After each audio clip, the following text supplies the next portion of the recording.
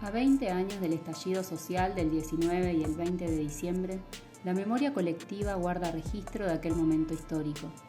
Diciembre del 2001 dejó una huella profunda, que condensa sentidos diversos y contradictorios.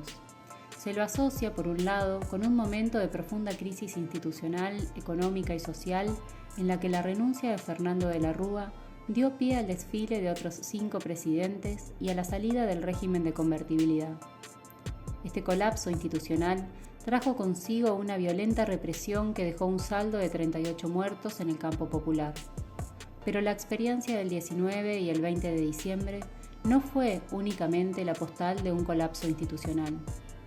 Fue también un momento donde se forjaron renovadas experiencias políticas, formas de participación y organización diversas y un marcado protagonismo popular dieron lugar al encuentro, al debate y a la discusión en torno a los modos de construir, imaginar y proyectar formas de vida y de sociedad radicalmente diferentes.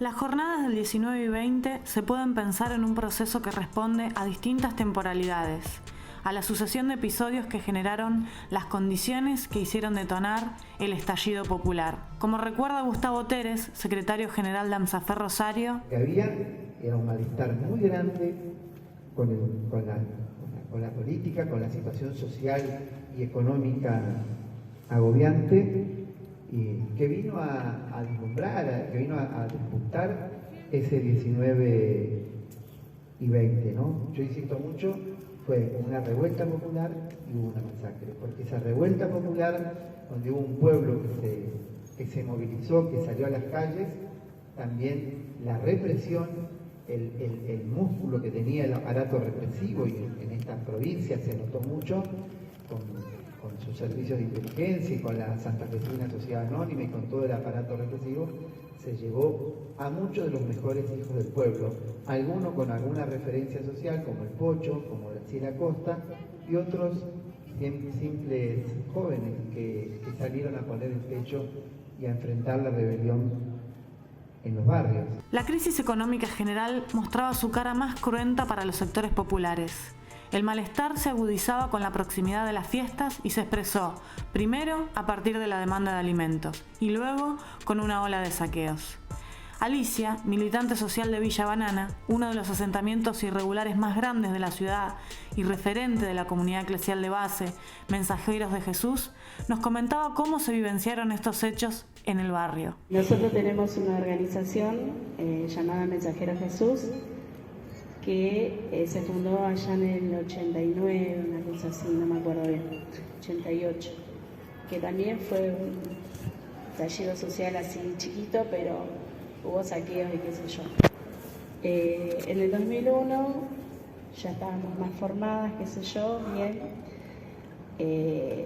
Yo personalmente no sabía mucho de qué se trataba esto de los saqueos, de lo que pasaba en el país, qué sé yo. Tenía mis hijos adolescentes, otros chiquitos, y me asusté mucho. Compañeros nuestros salieron a la calle a ver cómo hacíamos para parar a la gente en realidad. Lo que nosotros queríamos era que no fueran a saquear, no fueran a correr riesgo, digamos. En ese momento vino nuestro párroco en ese momento, Agustín Mantini, y con él a la cabeza y otros compañeros más, incluso Laura, mi hija, que fueron a ver qué pasaba, intentaron parar un poco todo lo que pasaba, porque lo que era la policía daba miedo ver tanta cantidad de policías. En un momento había un supermercadito chino ahí en la esquina que la gente quería entrar ahí. Y el padre Agustín, me acuerdo que conversando con los chinos, llegó a un acuerdo, que él iba a sacar la mercadería afuera y la gente se la iba a llevar.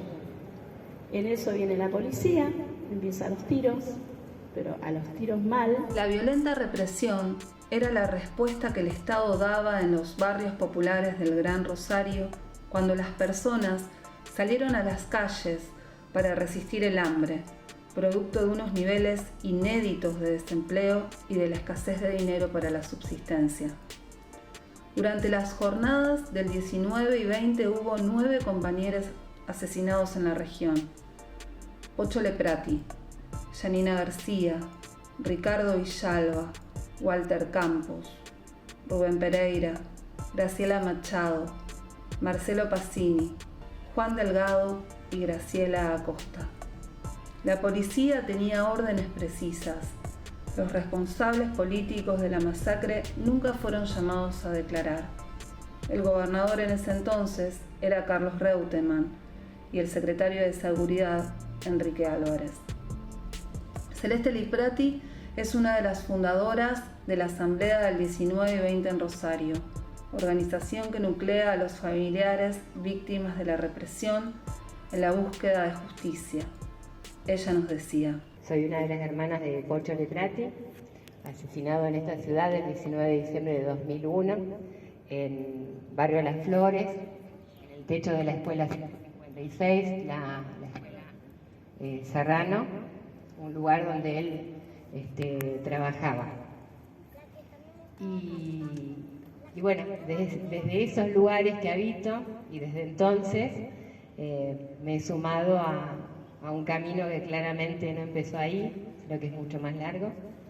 Y ahí venimos compartiendo con un montón de gente, y eso es un poquito lo que venimos a traer hoy acá, ¿no? Y cómo seguimos a 20 años de lo que para familiares fue la masacre de 2001, ¿no? Esos días que claramente conmemoramos y recordamos y ahora anunciamos como días de rebeldía, días de que el pueblo dijo basta, pero también con ese dolor, esa tristeza, porque las y los muertos siempre, por supuesto, vienen desde los mismos lugares, los mismos sectores, y también porque sigue la impunidad, ¿no? Y es una gran deuda de todos los gobiernos. En Ludueña, un barrio popular de la zona noroeste de la ciudad de Rosario, las vivencias también se encuentran teñidas por la fuerte represión y por el dolor que significó la muerte de compañeros, tal como describe Barón, integrante del Centro Cultural Casa de Pocho. Nos tocó, por ejemplo, volver a la noche al barrio, después de ir al hospital y confirmar, ¿no? Confirmar lo que le había pasado a Pocho, el asesinato, y volver en un auto con Gustavo, en un Renault 12 con Gustavo Brusman, y que nos pare la policía, que nos paren varios autos sin patente, policías encapuchados, todos los policías que nos paran, nos revisan y nos preguntan qué hacíamos, qué sé yo, no estaban con su casco, sino que tenían un pañuelo en la cara. Entonces, sensación rara, ¿no? De en realidad qué era lo que nos pasaba a nosotros, qué era lo que estaba pasando en el país. Hacia el sur del Gran Rosario, en la ciudad de Villa Gobernador Gálvez, la escalada represiva de esos días se llevó la vida de 2 militantes mujeres. Horacio Aquino, ex trabajador del frigorífico Swift y ex delegado gremial en Paladini, recordaba a las compañeras asesinadas. Frente al supermercado La Gallega, una sucursal de La Gallega de aquí de Rosario, matan a Graciela Acosta y a Graciela Machado. Graciela Acosta tenía 7 hijos, Graciela Machado tenía 9 hijos. En el mismo día, a las 5 de la tarde, apresan en otro supermercado Coti, que le llamaban en Filipini y Levalle, a María Castro. María Castro fue la única mujer detenida 9 meses en la provincia de Santa Fe por levantar un pomo de detergente y 1 kilo de azúcar de la vereda del supermercado. Las vivencias alrededor de estas jornadas fueron múltiples y heterogéneas, así como también sus lecturas. Estas convocan a diversos sentidos y significaciones que incluyen las historias de vida, procedencia social y trayectorias de quienes protagonizaron estos hechos. Además del recuerdo de la crisis, la represión y sus víctimas, las memorias dan cuenta de cómo se fueron gestando y organizando variadas formas de movilización y protestas que desplegaron alrededor del territorio nacional. Horacio describe el modo en que los cacerolazos se extendieron como modalidad de protestas para amplios sectores sociales. A partir del 19 y 20 de diciembre de ese año, en Villa Gobernador Gálvez, Cuando pasaron esas jornadas, en enero, nos juntamos y nos preguntamos, bueno, andan caceroleando en todo el país, nosotros acá, ¿qué podemos hacer? Estábamos 5 o 6 compañeros preguntando, compañeros del palo, preguntándonos qué podíamos hacer para contribuir y sumarnos a esa movilización. Dijimos, vamos a invitarlo a otros vecinos, a otros compañeros y vamos a preguntarnos qué hacemos, siempre con la mira puesta en que podíamos cacerolear nosotros también, ¿no es cierto? Y nos juntamos el otro viernes, la segunda semana, 10, 12 compañeros y decidimos que para el otro viernes, cuando se hiciera el otro cacerolazo, nosotros íbamos a participar de ese, íbamos a iniciar un cacerolazo en Villa Gobernador Galvez con las mismas reglas que se hacían en todas las grandes capitales del país. Y fuimos y empezamos a golpear las cacerolas y a los 10 minutos éramos 500 y ya nosotros contentos vamos a marchar, dijimos, vamos a marchar porque ya somos 500, somos una banda. Y cuando nos encolumnamos a traer a la calle, venían de la calle Bomberos Voluntarios, de la calle Opici, no cientos, miles de personas. Cuando alcanzamos a arrancar, ya calculo que éramos 3 o 4 cuadras y éramos alrededor de entre 10.000 y 15.000 personas, que nunca en la historia de Villa Gobernador Galvez se ve una movilización con esa cantidad de personas. A partir del 19 y 20 de diciembre, en todo el año posterior, en Villa Gobernador Galvez se sucedieron 43 movilizaciones. Nunca en los 100 años de historia de Villa Gobernador Galvez, el pueblo hambriado se manifestó tanta cantidad de veces.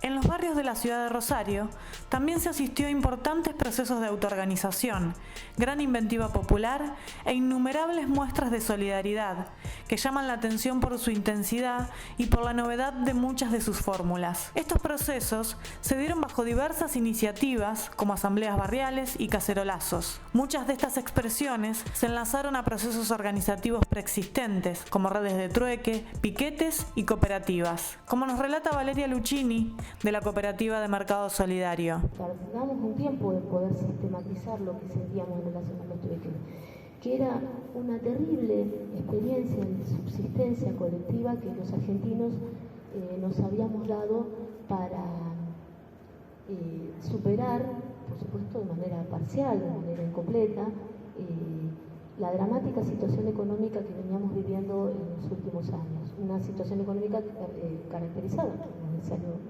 recordarlo, por la desocupación, por la alta grado de recesión, por la falta de funcionamiento económico del sistema capitalístico. Entonces, la gran invención argentina en relación a eso es la posibilidad de poder encontrar maneras de intercambiar productos, servicios, productos que se elaboraban, productos que se cultivaban, productos que se tenían por diferentes razones acceso por otros productos, servicios, sin que mediara el factor dinero, que era precisamente lo que escaseaba. Y como tal se desarrolló como un proceso muy masivo, sumamente, digamos, y como recuerdo, como vuelvo a decir, que era lo maravilloso, era subterráneo, era algo que se iba, digamos, era como que los barrios argentinos se iban contaminando esa propuesta sin que hubieran directivas o situaciones, ¿no es cierto?, que los redireccionaran hacia eso. De ahí que siempre hemos sentido que el trueque es una experiencia social, realmente acontecimental, por decirlo de una manera. Mientras nosotros estábamos en ese proceso, en ese transitar y compartir nuestras experiencias en trueque, bueno, llegan las dramáticas y también maravillosas jornadas del 19 y 20. En estas diversas experiencias de lucha y organización, un lugar importante ocuparon las empresas y fábricas recuperadas, reconvertidas, muchas de ellas en cooperativas. Dentro de este campo, Carlos Scioldi, presidente de la cooperativa Trabajadores Solidarios en Lucha, más conocida como La Toma, menciona que fue al calor de las jornadas de movilización de diciembre cuando ellos y ellas conformaron la cooperativa donde antes existía el supermercado Tigre. Carlos reconoce que la lucha que llevaron a cabo formó parte de un proceso de aprendizaje de la clase trabajadora que venía de antes, ya que la toma del establecimiento, así como las herramientas que pusieron en juego para resistir y organizarse, hizo parte de experiencias pretéritas, de otras resistencias dentro del campo de los y las trabajadores.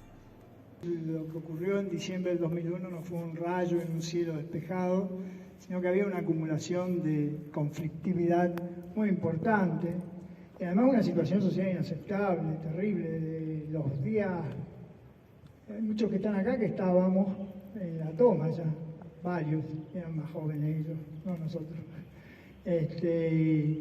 Los días viernes por las radios se daba un informe de la cantidad de empresas que iban a concurso de acreedores y a quiebra por semana. Así como ahora te informan el estado del tránsito, el estado del clima, te informaban la cantidad de empresas que iban a quiebra, concurso de acreedores, lo cual implicaba decenas de miles de pérdidas de puestos de trabajo. O sea, la mitad de la población no tenía trabajo y la que tenía trabajo, la mitad de eso era o fraude laboral o precarizado o en una situación informal. Desde un lugar diferente, Patricia, militante social de Villa Gobernador Gálvez y trabajadora despedida del SWIFT, se refiere a las jornadas de lucha de diciembre del 2001 de la siguiente manera. Yo era nula,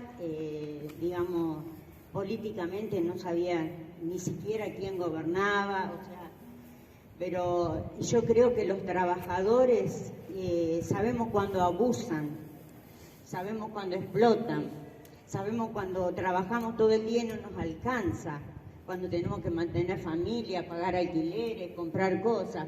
Y yo creo que eso fue la necesidad del emergente del 2001, que nos sacaron lo poco que teníamos, y yo creo que esa fue una de las necesidades que unificó a la sociedad. Y yo creo que la necesidad es el motor, porque cuando uno tiene necesidad tiene que satisfacerla. Y cuando ves que hay otro que está igual o peor que vos y nos unimos, yo creo que fue eso, la unidad del pueblo, lo que hizo tanto estallido y provocó una crisis es una crisis institucional, pero también una crisis en todos los sentidos. Y donde el pueblo se replanteó, yo creo, así como era yo, con mi ignorancia, pero con mi necesidad de quería cambiar eso, ¿no? El primer cacerolazo que se hizo en Villa Gobernador Gálvez, yo fue la primera vez que salí a protestar y entonces me di cuenta ahí de que yo pertenecía a una sociedad, que pertenecía a una comunidad, que había un gobierno, que no era casualidad que yo era pobre y que no tenía para mantener a mis hijos y que trabajaba todo el día y no me alcanzaba y que no sabía cómo hacer. Me di cuenta de que yo pertenecía a un grupo, a una clase que estaba igual o peor que yo. Entonces ahí me sentí identificada con mis vecinos, nos empezamos a juntar, hicimos el trueque, fuimos al cacerolazo porque tenía una bronca. Me acuerdo que doblé toda una cuchara con la tapa de la olla, creo que toda la gente sentía esa impotencia. Y en nuestra ignorancia y nuestra necesidad salimos a la calle y nos volvimos protagonistas. Yo creo que todos acá fue una experiencia de protagonismo. Protagonismo del pueblo, protagonismo de las madres, protagonismo de los obreros. Y eso a mí me cambió la vida, me cambió la manera de ver el mundo, me cambió la manera de enfrentar las necesidades. Y yo creo que eso es lo que me dejó como aprendizaje. Durante todo este periodo aparecieron, con fuerza, los saberes de resistencias pasadas. Se manifestó la continuidad de luchas que se creían olvidadas. Reactualizar estas experiencias fue posible gracias a las condiciones sociohistóricas que se dieron durante diciembre del 2001, en la cual confluyeron diferentes gremios, sectores piqueteros, trabajadores desocupados y asambleas barriales que posibilitaron alianzas dando poder al campo popular. Los relatos que se escucharon hicieron parte del ciclo Memorias de la Resistencia en Rosario, a 20 años del 2001, llevado a cabo en la Facultad de Humanidades y Artes el día 6 de diciembre del 2021 y organizado por las Escuelas de Antropología e Historia de la Universidad Nacional de Rosario. En el conversatorio participaron diferentes activistas, militantes sociales y gremiales de Rosario y Villa Gobernador Gálvez. Agradecemos enormemente a las organizaciones participantes, a los compañeros de Villa Gobernador Gálvez, COAT, ANSAFE Rosario, Mercado Solidario, La Toma, Mensajeros de Jesús, Villa Banana, Bodegón Cultural Casa de Pocho y Asamblea del 19 y 20 Rosario.